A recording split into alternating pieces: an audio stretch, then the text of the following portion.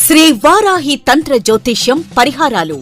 మనిషి జీవితం కాలానికి అధీనమై ఉంటుంది. కాలం వ్యతిరేకమైనప్పుడు మనిషి అనేక రకాల సమస్యలను ఎదుర్కోవలసి వస్తుంది. జీవితంలో అభివృద్ధి లేకపోవడం, వివాహం కాకపోవడం, వృత్తి వ్యాపారాల్లో ఇబ్బందులు, దాంపత్య సంతాన సమస్యలతో తల్లడిల్లుతున్న వారు, గ్రహపీడ, దుష్ట ప్రయోగాల వలన ఇబ్బందులు, ఎంత కష్టపడినా చేపల చెరువులు కలిసి రాకపోవటం, నరదిష్టి వంటి అమానుష శక్తులచే పీడింపబడినప్పుడు మీ జాతక చక్రంలోని గ్రహస్థితులను అనుసరించి ప్రస్తుతం మీరు ఎదుర్కొంటున్న వివిధ సమస్యలకు అవసరమైన తంత్ర పరిహారాలు చూపగలరు.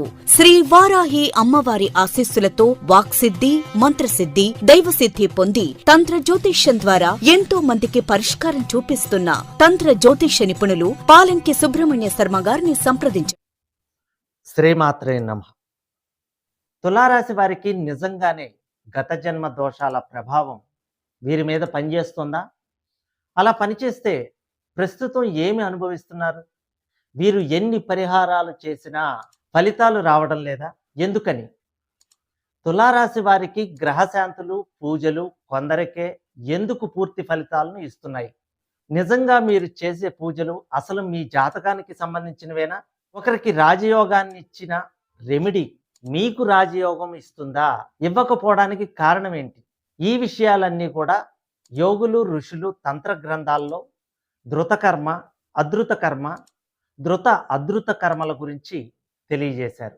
తులారాశి వారు ఖచ్చితంగా తెలుసుకోవాల్సిన విషయాలు ఇవి. నేను చెప్పే లక్షణాలు మీరు కలిగి ఉంటే తప్పకుండా కామెంట్ సెక్షన్లో కామెంట్ చేయండి.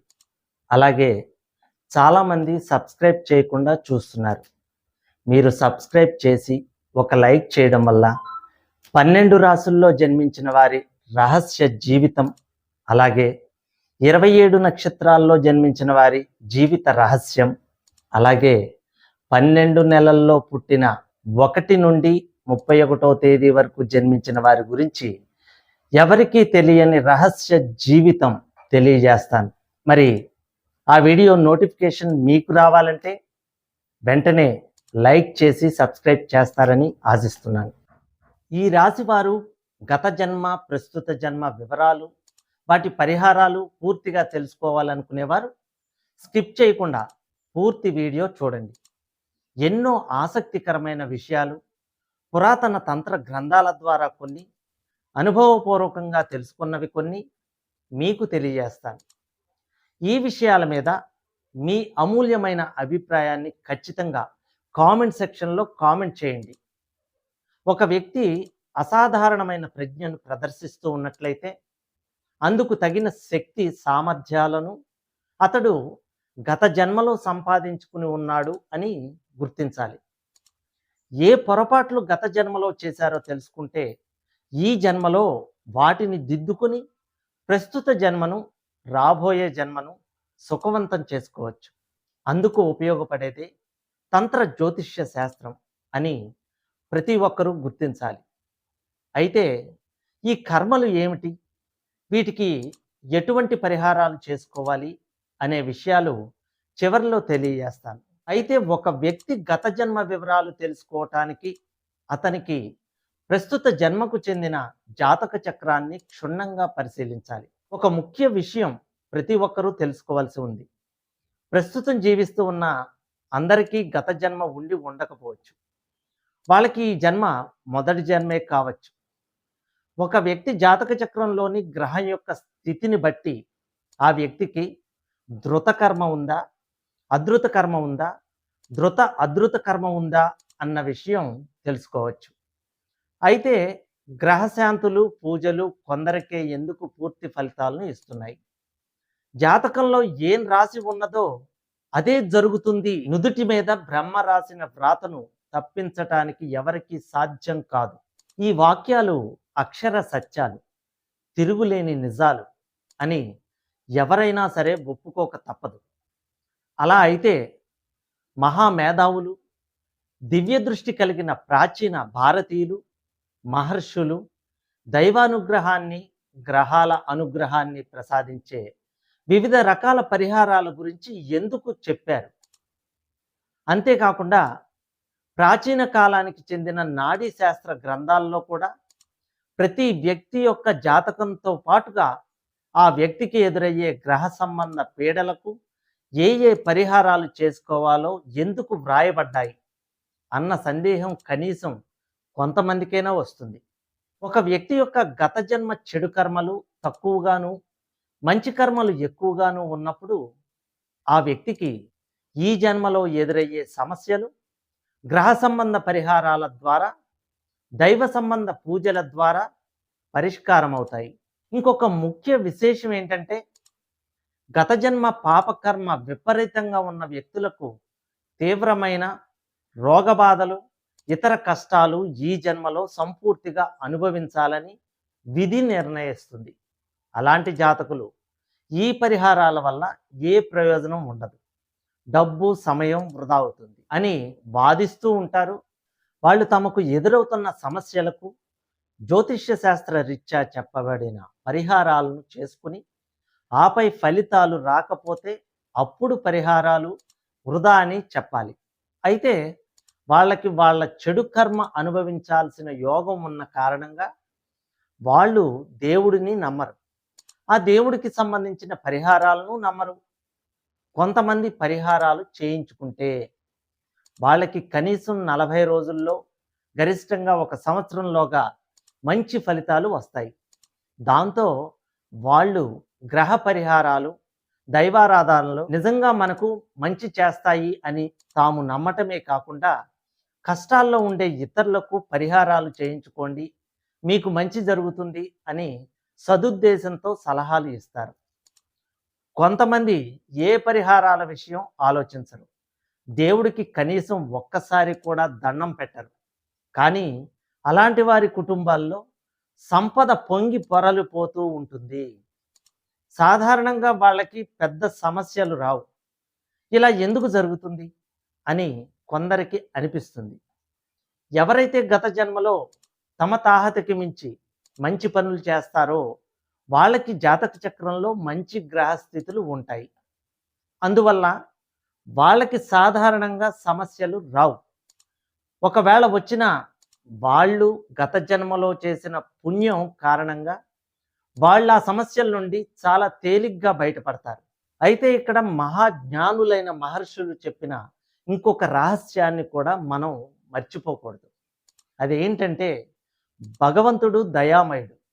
ఆయన తలుచుకుంటే మనిషి తలరాతని అవలేలగా మార్చివేయగలడు. ఆ భగవంతుడిని ప్రసన్నం చేసుకోవటానికి ఉన్న ముఖ్య మార్గాలలో పూజలు, పరిహారాలు ముఖ్యమైనవి అని గుర్తించాలి.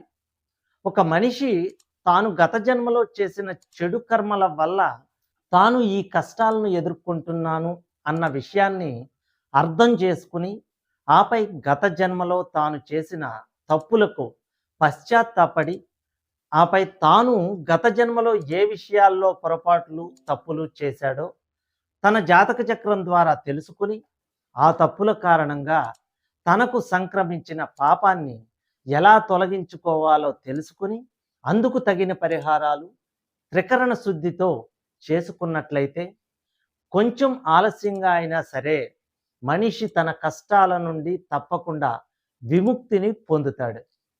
దైవానుగ్రహం, జ్యోతిష్య శాస్త్రంలో చక్కటి లోతైన జ్ఞానం ఉన్న జ్యోతిష్య పండితులు మాత్రమే అతి క్లిష్టమైన జాతక చక్రాలను అర్థం చేసుకుని, ఆపై తిరుగులేని పరిహారాలను ఆ జాతకులకు సూచిస్తారు.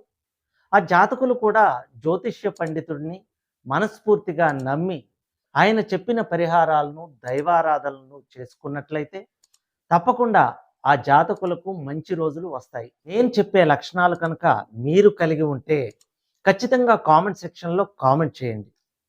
ఫస్ట్, ధృతకర్మ గురించి.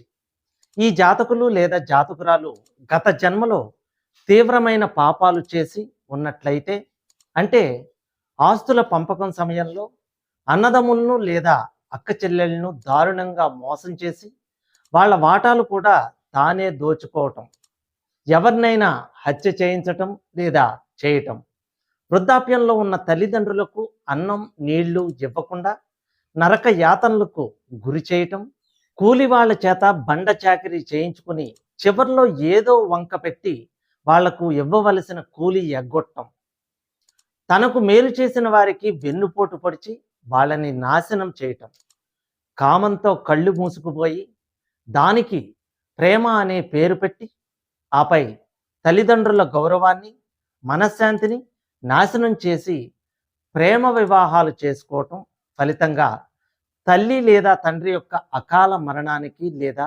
ఆత్మహత్యలకు కారణం కావటం, ఇలాంటి చెడు కర్మలను ధృత కర్మ అని పిలుస్తారు. ఇలాంటి పాపాలు గత జన్మలో చేసిన జాతకులకు ఈ జన్మలో అతి దారుణమైన కష్టాలు ఎదురవుతాయి. చెప్పుకోవటానికి వీలు కాని వ్యాధులు పీడిస్తాయి. ఇలాంటి జాతకులకు ఎన్ని పరిహారాలు చేసినా ఆవగింజంత పరిహారం దొరకదని గుర్తించాలి. పైగా గత జన్మలో తీవ్రమైన పాపాలు చేసిన వాళ్ళకి పరిహారాలు చేయించిన పండితులకు కూడా తీవ్రమైన పాపం చుట్టుకునే ప్రమాదం ఉందని మర్చిపోకూడదు.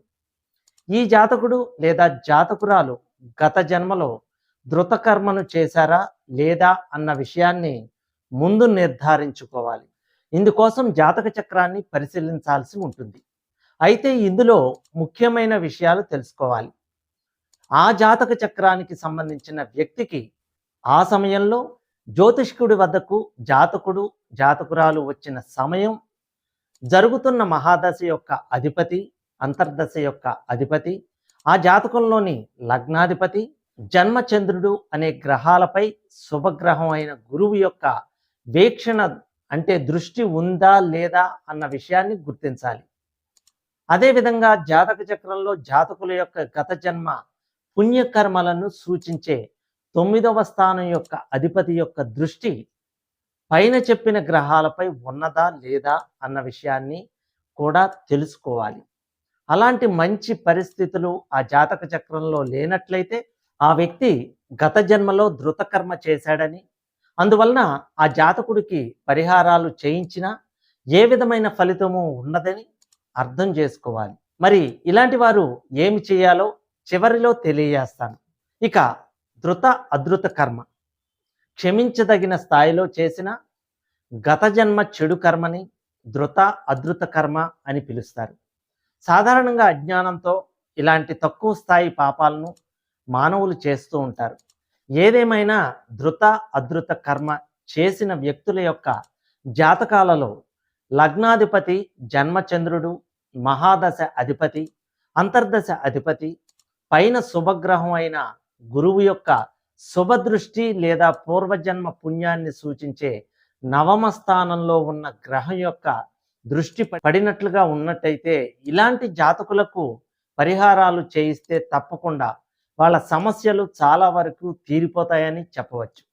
ఇక అధృత కర్మ ఒక వ్యక్తి గత జన్మలో చేసిన చెడు కర్మ చాలా తక్కువ పరిమాణంలో ఉన్నట్టయితే, అంటే ఇతరుల పట్ల చెడు ఆలోచనలు చేయటం లాంటివి అన్నమాట. ఇతరులకు చెడు చెయ్యాలి అన్న ఆలోచన ఉంటుందే కానీ దానిని కార్యరూపంలోకి తీసుకురావటం జరగదు. అంటే నిజంగా ఇతరులకు చెడు చేయటం జరగదు. ఏదేమైనా ఇతరులకు చెడు చెయ్యాలని ఆలోచించటం కూడా కొంతవరకు పాపమే గనుక ఆ పాపానికి తగినట్లుగా ఒక స్థాయి కష్టాలను ఆ వ్యక్తి ఈ జన్మలో అనుభవించటం జరుగుతుంది. జాతక చక్రాన్ని పరిశీలించినప్పుడు జాతక చక్రంలో గురువు లేదా 9వ స్థానాధిపతి ఆ జాతకంలోని లగ్నంలో ఉండటం లేదా జన్మ చంద్రుడితో కలిసి ఉండటం లేదా మహాదశాధిపతి లేదా అంతర్దశాధిపతితో కలిసి ఉండటం కనిపిస్తుంది. ఈ స్థితిని బట్టి అర్థం చేసుకోవాల్సింది ఏంటంటే ఈ జాతకుడికి జాతకురాలికి ఏ విధమైన పరిహారాలు చేయవలసిన పని లేదు. ఆ వ్యక్తికి వచ్చిన కష్టాలు వాటంతటవే కొద్ది కాలంలోనే తొలగిపోతాయని గ్రహించాలి.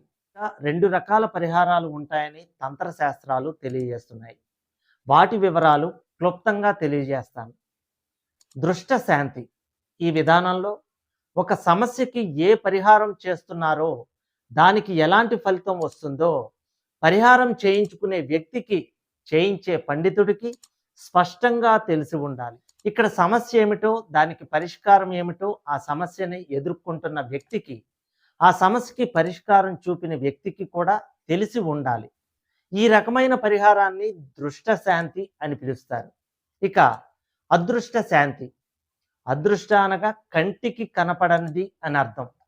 కేవలం జ్యోతిష్య పండితుడికి, జాతకుడి యొక్క జాతక చక్రంలో మాత్రమే ఈ అదృష్ట శాంతి గురించి, అంటే కంటికి కనపడని ప్రభావాలు కలిగిన శాంతి అంటే పరిహారాల గురించి కనిపిస్తుంది. ఈ విధానంలో జాతకుడు జ్యోతిష్య పండితుడు చెప్పిన పరిహారాలను మరొక ఆలోచన లేకుండా, అంటే మారు మాట్లాడకుండా చేయించుకుంటాడు. అయితే ఈ పరిహారాల ద్వారా ఏ విధమైన మార్పులు తన జీవితంలో వస్తాయో జాతకుడికి ఏమాత్రం తెలియవు. కేవలం వాటి యొక్క ఫలాన్ని మాత్రమే జాతకుడు అనుభవిస్తాడు. గ్రహదోషాల కోసం చేయించే పరిహారాలు, హోమాలు, తీర్థయాత్రలు, పేదలకు అన్నదానం చేయటం, సత్రాలు కట్టించడం, పాఠశాలలు పెట్టించడం, సొంతంగా రక్తదానాలు చేయటం, ఇతరుల చేత చేయించటం, ఇలాంటి పరిహారాలను లేదా శాంతులను అదృష్ట శాంతి అనే పేరుతో పిలుస్తారు. కనుక గత జన్మలో తీవ్రమైన పాపాలు చేసి ఆ పాప ఫలితాన్ని ఈ జన్మలో అనుభవిస్తున్న వారు, ధృతకర్మ చేసిన వారు తమ జాతక చక్రంలో ఉన్న గ్రహస్థితులను బట్టి అతి శక్తివంతమైన తాంత్రిక పరిహారాలను చేయించుకున్నట్లయితే సమస్యలు కొంతవరకైనా పరిష్కారం దొరుకుతుంది. అంతేకాకుండా తీవ్ర శక్తి గల పరిహారాల కారణంగా వాళ్ళకి ఇకపై కొత్త సమస్యలు రావడం సంపూర్తిగా ఆగిపోతుంది.